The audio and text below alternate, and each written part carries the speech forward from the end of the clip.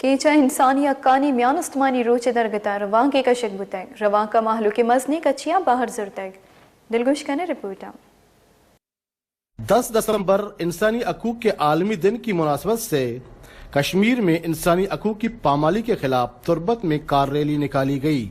کار rally Makran کے معروف سماجی و سیاسی شخصیت میر یاسر بہرام رند کی قیادت میں ان کی رہائش گاہ سے نکالی گئی۔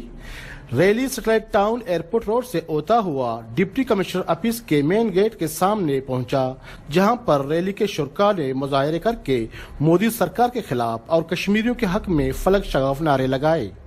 اس موقع پر میر یاسر بہرام رند نے میڈیا نمائندوں سے گفتگو کرتے ہوئے کہا، ادھر کشمیر تو کا انسانی حقوق پامال بہ گئے ہیں، زیادی بہ گئے ہیں، ادھر بہت ظلم ہو رہا ہے، زیادی ہو رہا ہے بچوں کے ساتھ، عورتوں کے ساتھ، ہمارے بہنوں کے ساتھ، بزرگوں کے ساتھ۔